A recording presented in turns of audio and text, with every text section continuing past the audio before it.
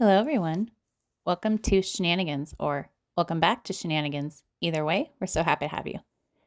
Now, I know it's been a while since I've done a recap, and it's partially due to the holidays and I had family in town, but the main reason is because honestly, the last few episodes of the season have just felt so lackluster and repetitive with Christine's wedding and just other nonsense from Cody and such, stuff we really didn't need to dive into, stuff we already knew.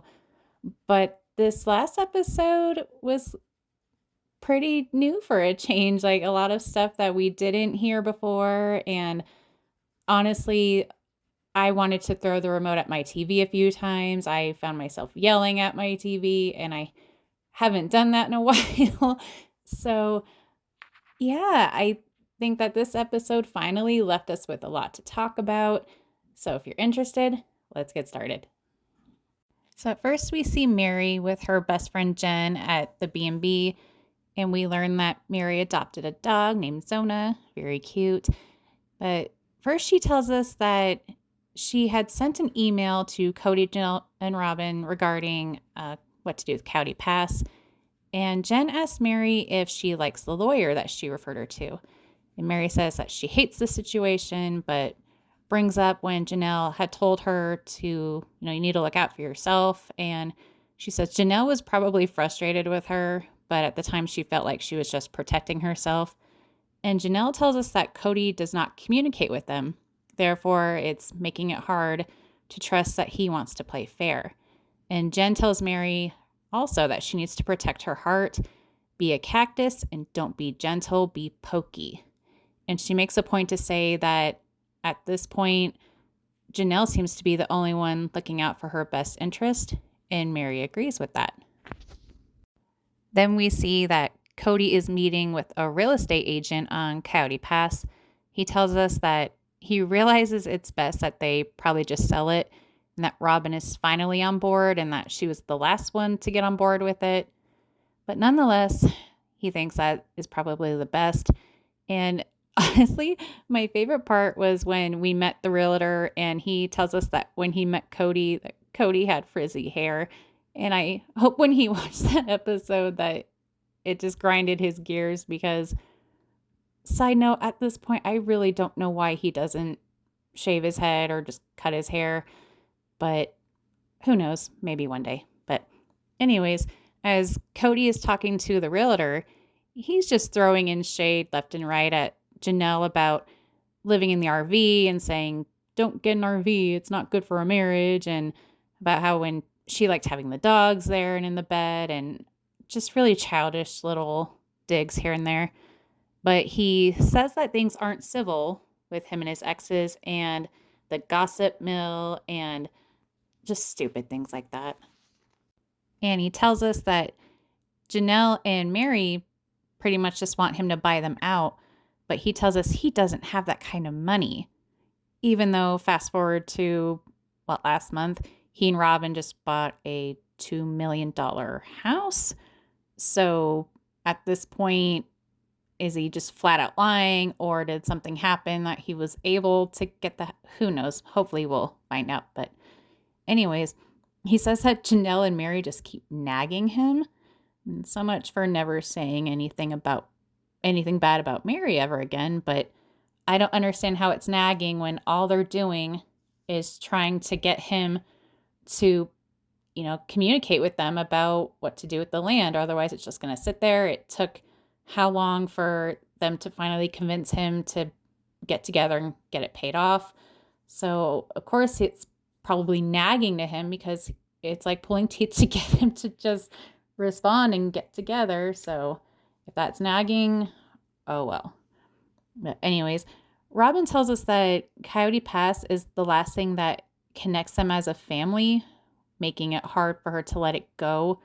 And honest to God, I don't understand why she still feels that connection with the family and won't accept that it's over. They're never getting back together as a family. It is what it is.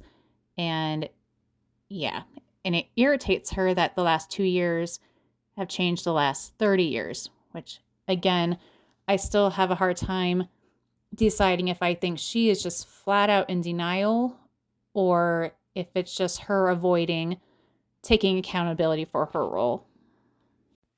Then next we see Janelle, Christine, and Maddie on a Zoom call. And Janelle and Maddie are telling Christine that they just bought 165 acres of land in North Carolina and are going to use it to run a flower farm, which in my opinion is just the perfect job for Janelle. I can totally see her doing this and just thriving in it. And I don't know, I think that's good for her. But she says that it was actually her plan to do something similar on Coyote Pass with greenhouses and whatnot. But Cody was never on board because he had his big cozy house with Robin and he just lost interest in pushing forward with the Coyote Pass dream. And then Mary tells Jen that Janelle had actually responded to her email ready and willing to have a conversation about the land, whereas Cody said he and Robin have been talking to the right people, which, like she said, isn't Mary and Janelle the right people? So whatever that means. But he tells us that he was polite in the email, isn't trying to stall, but acts like what he's doing is a favor to them and that he's tired and has a lot to do. So in other words, he just can't be bothered to respond to an email correctly to get things moving with the land, which in my opinion, ever since they said they wanted appraised, I think that's mainly why he's been dragging his feet, because he knows he's not going to get as much as he wants out of it, at least, legally. So, of course, he's got to flip it around on them and make it seem like they're just nagging, they're annoying. He has a life, they don't. He has better things to worry about. And yeah, typical Cody. But then Mary says that he's still only wanting her to have 2 acres of the land. And they showed us that they have just a little over 14 acres of land and only wants her to have 2 at the most, which is BS. But Jen is like, absolutely not. No, no, no. And his excuse is that because she only has 1 kid. And Mary adds that she's always paid into the family fund that went towards all of the kids for college, for cars, but yet it never went to her own kid, and says that she's the only one who paid for Leon's car and college, and it didn't come from the family fund, even though she had paid into it.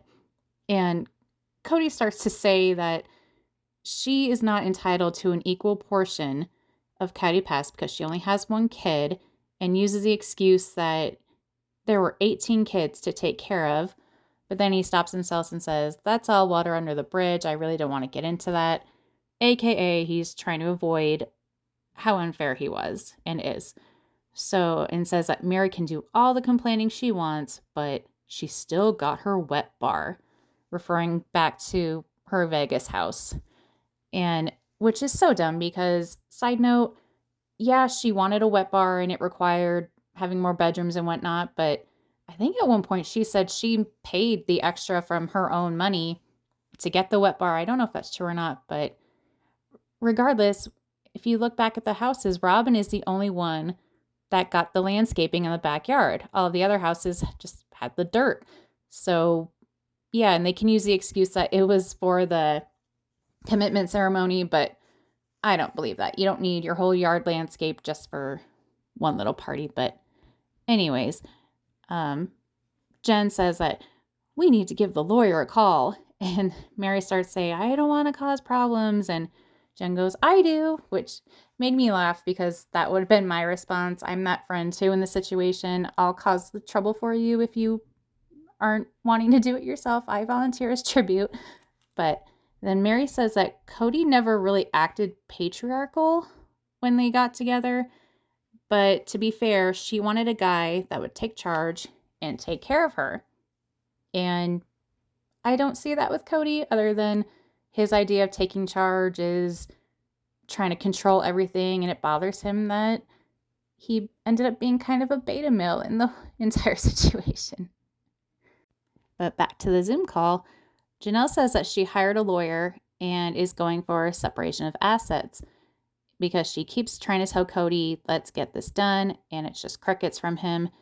And he'll just tell her to call Mary, which I mean, I guess they were communicating, but it's what can Mary do at this point because they have to do it all together since their names are all on this one, you know, piece of land. So he's acting like they can just do it without him when in actuality they can't. So then we learn that Christine and David actually bought a house in Moab and are going to run it as an Airbnb. And back in Flagstaff, Cody says that he plans to divide the land 4 ways, but thinks that Janelle and Mary are worried about whether or not he'll be fair. He claims he will be, but he acts like it's such a crazy concept that he would be unfair because one, he's not communicating. For two, he didn't want to have it appraised. He has all of his name is on all the pieces of land. He doesn't think Mary should have more than 2 acres. So yeah, what a crazy concept that they would think he'll be unfair. And he says he believes that Janelle will screw him over any way she can and says that Janelle and Mary left him there holding the bag. And again, he's acting like he's, you know, taking it and getting it all done, whereas they're having to practically beg him just to get together and get it figured out. It took how many years to get the land paid off to the point where they almost lost it completely. And honestly, anytime he says that he thinks Janelle's going to screw him over, I feel like it's just major projection on his part. And he's even admitted, oh, I've thought about screwing her. So whenever he acts worried about her, it's like, you got a guilty conscience there, buddy, because you're the one that admitted that you've thought about screwing her because you're mad that she left and yada, yada, yada. And you think you're entitled to everything. But yeah. And he's telling the realtor that moving to Flagstaff was the beginning of the end for their family. And Robin says that when she joined the family, they had the one home, but then they had the beautiful cul-de-sac in Vegas and everything was great. And then they moved to Flagstaff and then everything disintegrated and just went poof. And again, I can say it till I'm blue in the face. I can't understand why this is just willful ignorance on her part or straight up denial. But I honestly believe that it's her avoiding accountability because this show has been on how many seasons and we know she's watched, but yet she's going to sit there and act like she doesn't know what happened and none of it's her fault. And yeah, it drives me insane to no end. But then Cody just has to talk about the pond when it was full and how he and the kids went swimming in it. And thanks for the reminder, TLC, and showing Cody in his underwear. I've been trying to get that image out of my mind, but thanks for the refresher. But then he tells us that he's the one waiting and is mad that Janelle and Mary are being grumpy about it. And waiting for what? And yeah, and he says, well, why don't you go do the paperwork? And again, it's like, dude, you can't complete any kind of sale or the division of the property without all of you. So by you purposely avoiding them, well, no wonder they're having to wait. And what's crazy is he is meeting with this realtor and didn't even bother to tell Janelle and Mary, hey, I'm going to have a realtor come. You guys think you can make it, or we can schedule it for a day that works for all of us? No. So who's the one trying to screw who here? But anyways, back in Utah, David and Christine are moving some stuff into their new Airbnb. Peyton and McKelty are there to help, and they briefly talk about having to move multiple times and, quote, getting kicked out of Utah, even though they weren't kicked out of Utah, but that's a different story for another day. And Christine says she's just glad that this is a business move and not an actual move.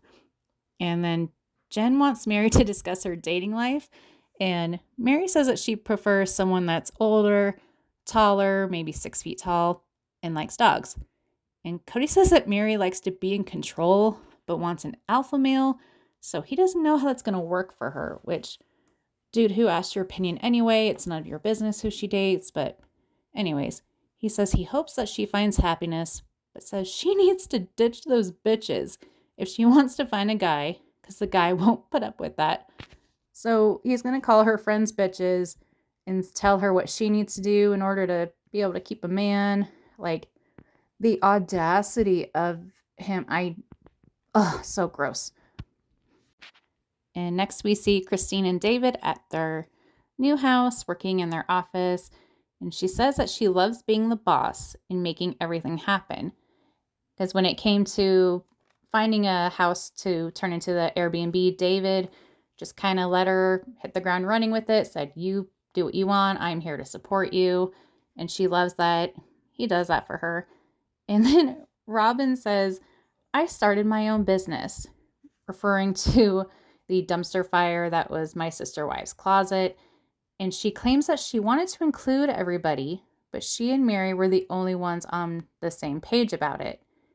And if you guys remember, Janelle, I think it was just Janelle, I don't know if they all were, but they had talked about starting a gym, but I think it was too much money to get that started, so they went ahead with the My Sister Wife's Closet. Robin said it was her dream, and from what I remember, she really didn't do a whole lot, but she wanted everyone else to kind of take reign and do all the work, and even manipulated Cody by saying, I don't think I can have another baby unless the workload is lightened for me, and starts her fake crying. And it was just so ridiculous. And she didn't want Mary to go back to college. She didn't want Janelle to do something else. I think Christine even said she wasn't interested, but she still gave up a lot of her own time to, be a good sister wife and help out. And My Sister Wife's Closet went nowhere. It was garbage jewelry. It was overpriced. It didn't go anywhere. It was just a waste of time and money. But for her to say, I started my own business, when it was really just her idea, but everyone just did all the work. That might just be my opinion, but let me know what you guys think about that. But then Cody says that Coyote Pass was supposed to be their special place, but now it's all different. And Mary says that if she has to, she'll do what she needs to do because she's not going to be walked over. And that concludes the episode. Next week, we'll see more about Janelle and Mary discussing taking the legal route. And I'm actually really glad for once that they're doing this, because Cody has taken advantage of them for far too long, and he did it to himself. All he had to do was be fair, communicate, at least show some kind of interest in getting it paid off, and then trying to be equal.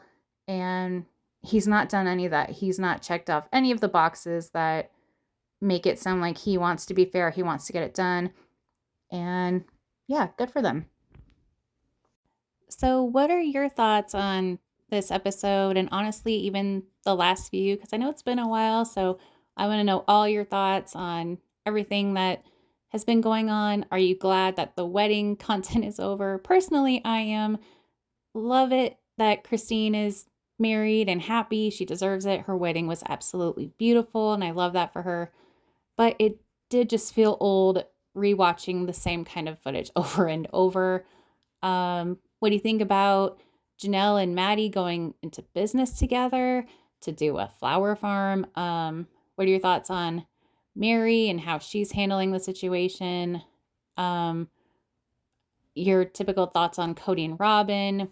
What do you think about the crap that they're pulling? And the more I started thinking about it and the more frustrating I was getting with Cody, I started to think that I think Cody is dragging his feet on purpose, of course, but mainly because once Coyote Pass got paid off and once it's either sold, divided, and all that jazz, he really has no other way to control them in any way, even through the kids, because all of their kids at this point are adults. The only one that has a minor child is Christine, and they're figuring that out in court. We'll see what happens there, but the only other minor kids are his and Robin's. So I think he's realizing once Coyote Pass is no more, then he has literally no control in their lives. And I think that bothers him, because even though he said he'd never loved them, seems happy that they're divorced and doesn't have to deal with them in that regard.